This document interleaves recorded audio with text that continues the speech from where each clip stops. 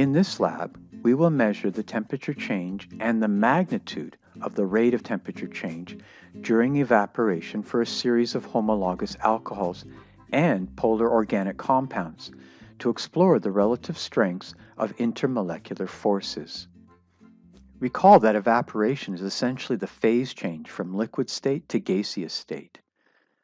Unlike the process of boiling, which involves the formation of vapor bubbles from within the liquid, evaporation is a surface phenomenon where particles escape from the liquid surface to the surrounding gaseous environment.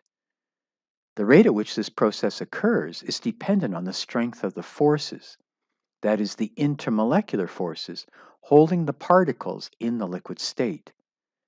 Evaporation is an endothermic process. Energy is required to break the intermolecular forces, and this energy is transferred from the surroundings as heat. This means that we can monitor the rate of evaporation by measuring the rate of decrease in temperature of the surroundings.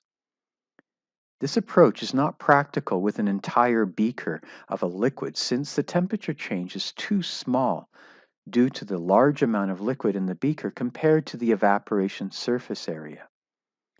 But if we allow the evaporation to occur from the surface of a filter paper saturated in the liquid, then a drop in temperature of the surroundings should be easily measured.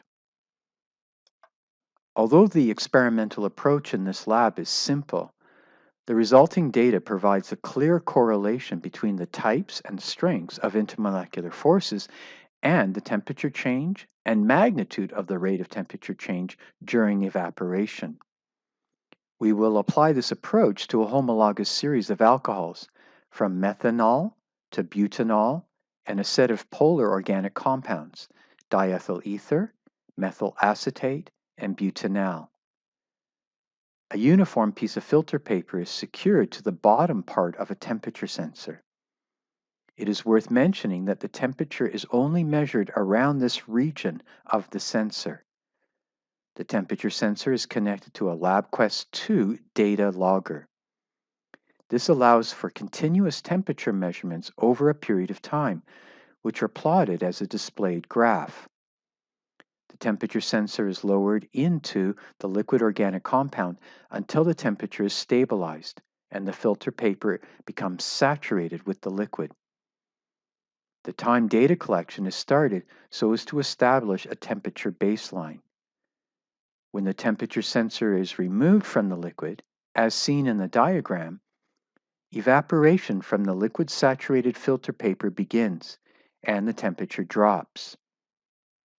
Our goal will be to measure the rate of temperature decrease and the total temperature change for each of the homologous alcohols and polar organic compounds.